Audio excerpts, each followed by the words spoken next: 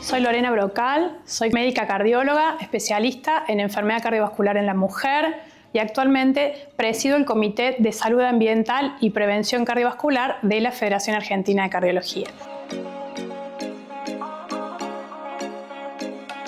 Nosotros usamos en las mujeres algunos estimadores de riesgo y sobre todo potenciadores de riesgo. ¿Qué son los potenciadores? Hombres y mujeres tenemos factores de riesgo en común y hoy en día todas estas escalas que nosotros los médicos tenemos para medir cuál es tu riesgo todavía no hacen mucha diferencia, no tienen puntaje entre hombres y mujeres. Suman sí los factores comunes.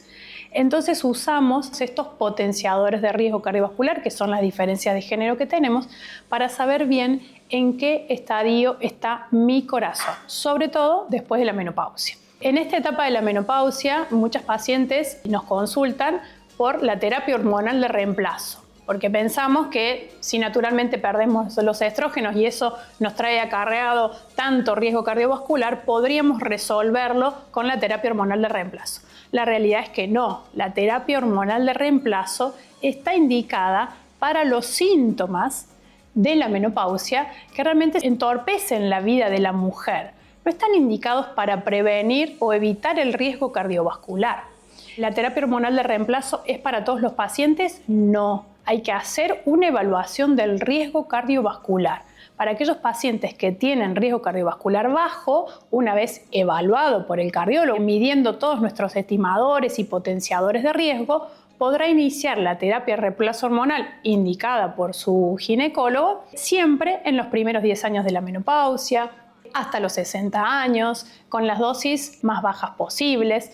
Pero lo más importante es que sepamos o que quede bien claro que la terapia hormonal de reemplazo es para los síntomas de la menopausia, estos sofocos y algunas otras nieblas mentales que pueden realmente entorpecer la vida de la mujer, no como prevención o para disminuir el riesgo de eventos cardiovasculares y no para todos los pacientes. Hay que hacer no solo el control con el ginecólogo, sino el control y la evaluación del riesgo cardiovascular.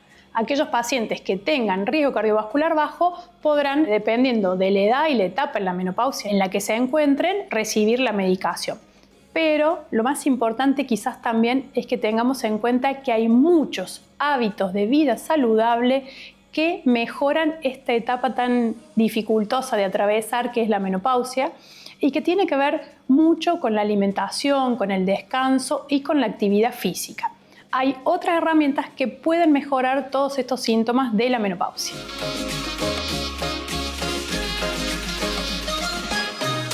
En el consultorio, una vez que evaluamos a nuestra paciente, nosotros tenemos estimadores de riesgo y la realidad es que la clasificación es: tengo bajo riesgo de tener un evento cardiovascular cuando todos mis factores de riesgo que compartimos hombres y mujeres no están o están en un pequeño porcentaje. Tengo riesgo intermedio cuando tengo algunos factores que pueden hacer que yo tenga un evento coronario, o tengo muy alto riesgo y sobre todo pacientes con factores de riesgo comunes entre hombres y mujeres no controlados. Y entonces, una vez que voy a poner estas como banderitas entre verde y rojo y empiezo a dudar un poco de dónde está mi riesgo real, en las mujeres estos factores de riesgo propios de género nos van a hacer dudar un poquito más. Aquellas que han tenido un evento los tengo que sumar. ¿Y cómo hago para mirar un poquito más en detalle? Estas pacientes que tienen riesgo intermedio, sí es indicación de avanzar un poquito más en el diagnóstico y usar estos métodos que nos van a permitir clasificarla un poquito más específicamente. Usamos la tomografía con score de calcio y el ecodoppler de vasos del cuello para medir el espesor miointimal.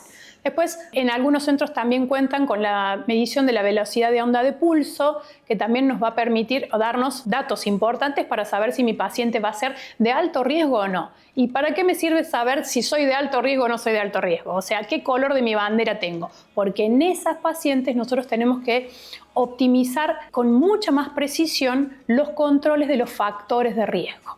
Hay que tener, por ejemplo, el colesterol en un nivel mucho más bajo, ser muy exquisito con los controles de la presión arterial, con el descenso de peso, con las medidas de glucemia. Entonces, estas pacientes uno va a poder indicar quizás fármacos en otra dosis o quizás muchos más específicos que en aquellas que una vez que yo haga todos estos estimadores específicos de riesgo pueda decir que son de bajo riesgo. Sobre todo para aquellas que después van a querer hacer una actividad física un poco más intensa y entonces a veces no nos alcanza, sobre todo en las mujeres con una ergometría. Las mujeres de bajo riesgo, la ergometría no nos da toda la información y entonces tenemos que ser un poquito más específicos.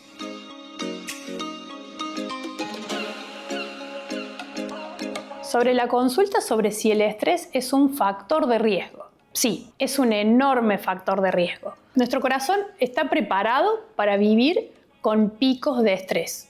Estamos diseñados para eso, para que algún pico de estrés nos haga reaccionar, prestar atención, correr, poder afrontar situaciones de urgencia. Pero necesitamos volver a nuestro otro sistema que es el que nos mantiene en calma y en reparación. Hoy en día, la realidad, los múltiples trabajos, la situación económica, los problemas familiares y sobre todo en las mujeres, en una etapa particular de la vida en que los hijos están creciendo, los papás ya son grandes y nos tenemos que ocupar de nuestros hijos, de la casa, del trabajo, de nuestros papás, de nuestros suegros, el que los tiene. Esta demanda hace que nuestro cortisol esté elevado de manera crónica, que en lugar de tener picos de estrés, tengamos el estrés continuamente alto y nuestro organismo no está preparado para eso. Nuestro cuerpo funciona activando la vía del estrés y la vía de la relajación. Cuando ocupa una, la otra no puede ejercer su función y en ese momento, cuando ejerce la función, el sistema que nos relaja y nos repara, es cuando también nuestro corazón baja la presión, se acomoda, nuestro intestino sana, nuestro cerebro guarda recuerdos en la memoria, nuestras células van eliminando las que no nos sirven. Entonces, esos procesos de recuperación no están ocurriendo cuando vivimos en estrés crónico.